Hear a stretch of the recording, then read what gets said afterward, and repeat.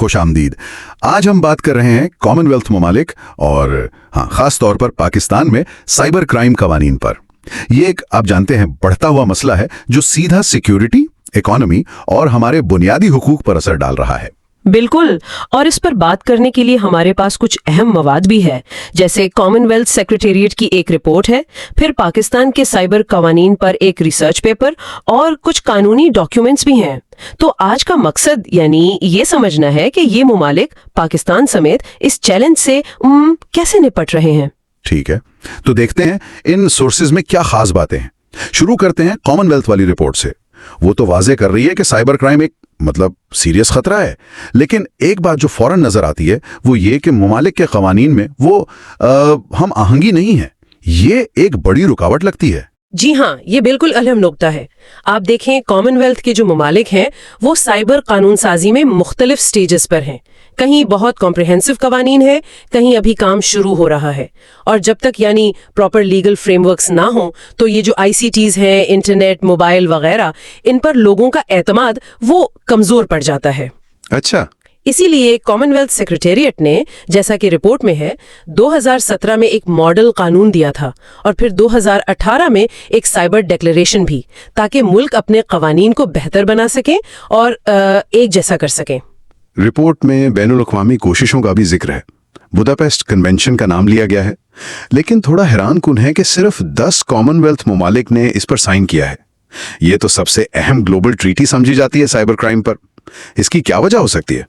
دیکھیں، یہ ایک مشکل سوال ہے. وجوہات مختلف ہو سکتی ہیں. ہو سکتا ہے کچھ ممالک کو اپنی نیشنل ساورنٹی یعنی قومی خود مختاری پر کنسرنز ہوں، یا پھر ان ٹریٹیز کو لاگو کرنے کے لیے جو ریسورسز چاہیے ان کی کمی ہو. صحیح. لیکن ہاں، یہ ضرور دکھاتا ہے کہ گلوبل لیول پر کنسنسس بنانا کتنا چیلنجنگ ہے. اس کے علاوہ UN کے پلیٹ فارمز بھی اہم ہیں، جیسے GGE اور OEVG. ان میں بھی کافی کامن ویلتھ ممالک شامل ہیں اور وہ کوشش کر رہے ہیں کہ سائبر سپیس میں رسپانسبل بیہیویئر کے لیے کچھ کامن رولز بنائے جائیں، ایسے رولز جو انسانی حقوق کا بھی خیال رکھیں. یہ گلوبل پرسپیکٹیو تو سمجھ آ گیا. اب ذرا پاکستان پر فوکس کرتے ہیں. یہاں کیا صورتحال ہے؟ کون سے اہم قوانین ہیں سائبر کرائم سے متعلق؟ پاکستان میں جیسا کہ آپ نے کہا، قانون سازی تھوڑی نہیں ہے اس معاملے میں. سب سے امپورٹنٹ قانون ہے prevention of electronic crimes act یعنی پیکا.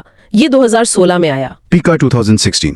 جی، اس سے پہلے 2002 کا ایک الیکٹرانک ٹرانزیکشنز آرڈیننس بھی تھا، لیکن وہ زیادہ تر الیکٹرانک ریکارڈز اور سگنیچرز کو قانونی حیثیت دینے کے بارے میں تھا. بنیادی سائبر کرائم قانون پیکا ہی ہے. تو یہ پیکا 2016، اس کا بیک گراؤنڈ کیا تھا؟ کیوں ضرورت پیش آئی اس کی؟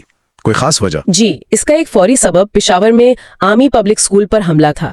اس کے بعد جو نیشنل ایکشن پلان بنا، یہ قانون اسی کے تحت پاس ہوا. مقصد تھا کہ انٹرنیٹ کا استعمال دہشت گردی اور ایکسٹریمزم کے لیے روکا جا سکے. اچھا. پیکا میں پھر کافی سارے جرائم شامل کیے گئے، جیسے ان آتھورائزڈ ایکسس یعنی ہیکنگ، ڈیٹا میں مداخلت کرنا، سائبر اسٹوکنگ اور سائبر ٹیررزم بھی. لیکن اس قانون پر سنا ہے کچھ تنقید بھی ہوتی رہتی ہے، ہیومن رائٹس کے حوالے سے خاص طور پر. جی ہاں، یہ بات ہے. کچھ ہیومن رائٹس آرگنائزیشنز ہیں اور کچھ قانونی ماہرین بھی. ان کا خیال ہے کہ PCA کی بعض شقیں، ان کی جو لینگویج ہے وہ تھوڑی واضح نہیں ہے، ایمبیگوس ہے. اور اس وجہ سے ان کے مطابق یہ قانون ایکسپریشن کی آزادی یا شہریوں کی پرائیویسی یعنی نجی زندگی کے تحفظ کو متاثر کر سکتا ہے. جیسے یہ کلیئر نہیں ہوتا کہ آن لائن کیا کہنا ہتا کہ عزت سمجھا جائے گا. اس سے لوگ شاید کھل کر بات کرنے سے ڈریں. صحیح. پھر قانون نافذ کرنے والے اداروں کو ڈیٹا ایکسس اور سرویلنس کے کافی وسیع اختیارات مل جاتے ہیں، اور سروس پرووائیڈرز کو بھی کم از کم 1 سال تک یوزرز کا ڈیٹا رکھنا پڑتا ہے. تو پھر ان قوانین کو نافذ کون کرتا ہے پاکستان میں؟ ادارے کون سے ہیں؟ بنیادی ذمہ داری فیڈرل انویسٹیگیشن ایجنسی یعنی FIA کی ہے. FIA کے اندر ہی ایک خاص سینٹر بنایا گیا ہے، national response centre for cyber crime یا NR3C. یہ شکایت لیتا ہے، انویسٹیگیٹ کرتا ہے، اور 2021 میں ایک نیشنل سائبر سیکیورٹی پالیسی بھی آئی ہے. اچھا. اور ریسرچ پیپر کے مطابق پاکستان میں عام طور پر کس قسم کے سائبر کرائمز دیکھنے میں آتے ہیں؟ پیپر میں جو بتایا گیا ہے اس کے حساب سے عام جرائم میں شامل ہیں ہیکنگ، پھر فشنگ، وہ جو جعلی میسیجز سے بینک ڈیٹیلز وغیرہ چوری کرتے ہیں. جی پھر آن لائن ڈیفیمیشن یعنی ہتاک عزت، اداروں کے خلاف جرائم جیسے بینکس کا ڈیٹا ہیک کرنا، اور پھر سوسائٹی کے خلاف جرائم جیسے نفرت انگیز مواد پھیلانا یا مذہبی توہین کے الزامات لگانا سوشل میڈیا پر. یہ سب کافی کامن ہے. تو اگر ہم اس سب کو سمیٹیں تو کامن ویلتھ ہو یا پاکستان، دونوں ہی اس کمپلیکس مسئلے سے یعنی سائبر کرائم سے نمٹنے کے لیے لیگل اور انسٹیٹیوشنل سٹرکچرز بنا رہے ہیں. لیکن یہ واضح ہے کہ ٹیکنالوجی کی رفتار کا مقابلہ کرنا اور پھر سیکیورٹی کی ضرورت اور شہریوں کے بنیادی حقوق میں توازن قائم رکھنا، یہ ایک مسلسل چیلنج ہے. بالکل، ٹیکنالوجی ہمیشہ قانون سے آپ کہہ سکتے ہیں 2 قدم آگے رہتی ہے. اسی لیے قوانین کو بھی فلیکسیبل ہونا چاہیے، اپ ڈیٹ ہوتے رہنا چاہیے. اور یہ صرف پاکستان یا کامن ویلتھ کا مسئلہ نہیں، یہ گلوبل چیلنج ہے اصل میں. یہاں یہ بتانا بھی ضروری سمجھتا ہوں کہ آج کی گفتگو جس قانونی مواد اور تحقیق پر مبنی تھی، اسے جمع کرنے اور ترتیب دینے کا کام جھیلم پاکستان کی ایک رجسٹرڈ فرم ہے، دا ٹرانسلیشن سینٹر. ان کے بانی اور اونر ہیں جناب ابرار احمد. انہوں نے یہ تحقیق فراہم کی. ان کی فرم 2003 سے اس شعبے میں کام کر رہی ہے. جی، ان کی فراہم کردہ معلومات سے یہ جائزہ ممکن ہوا. تو اس گفتگو کے اختتام پر ہم سننے والوں کے لیے ایک سوال چھوڑے جاتے ہیں.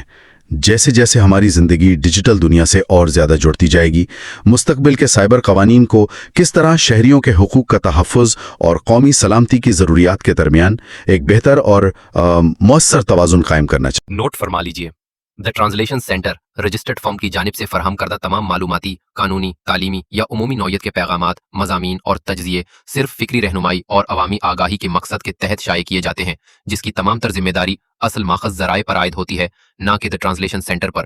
یہ احتیاطی وضاحت و عمومی اعلان دستبرداری دا ٹرانسلیشن سینٹر جیلم کی جانب سے پیش خدمت ہے. شکریہ.